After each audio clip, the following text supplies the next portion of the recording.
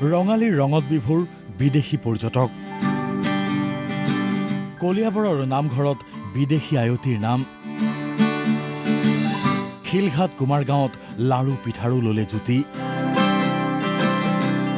বহাগৰ বিনন্দীয়া পৰিৱেশত আপোন পাহৰা হৈ পৰিছে এইসকল ইংলেণ্ড ছুইজাৰলেণ্ড স্কটলেণ্ডৰ পৰ্যটক England, yes, but How about feel? in India about 7 times. How many members in your team, ma'am? Oh, 22. কুমাৰগাঁৱৰ নামঘৰলৈ টুইষ্ট গাইডে লৈ আহিছে 22 পৰ্যটকক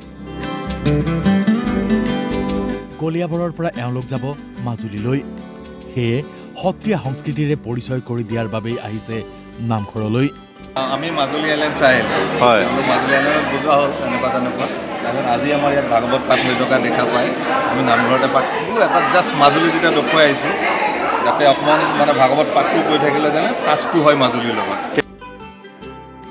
নামঘৰৰ আধ্যাত্মিক পৰিৱেশত বিলীন হ'ল এওঁলোক সকলোৱে সুন্দৰভাৱে দিলে নিজৰ পৰিচয় From England. Where do you come from? Your village? Yes. Yes. Privilege to see, to be allowed to see. Yes. কেৱল নাম প্ৰসংগই নহয় লাড়ু পিঠাৰে স্থানীয় লোকে আপ্যায়ন কৰিলে বিদেশী পৰ্যটকক বৰ্তমান চাই চিতি আমাৰ গোটেই গাঁৱৰ ৰাইজক চাহ খুৱাইছে মেলি পিঠা খাইছে পিঠা খাই মেলি তাতে এনজয় কৰি ভাল লাগিল ভাগৱত পাঠ অনুষ্ঠানত একাত্ম হৈ পৰিল একাংশ পৰ্যটক ভকত বৈষ্ণৱ আৰু নামতী আয়তীৰ সৈতে ফটোৰ বাবে দিলে পজ স্মৃতি সজীৱ কৰি ৰাখিবলৈ কেমেৰাত ধৰি ৰাখিলে প্ৰতিটো মুহূৰ্ত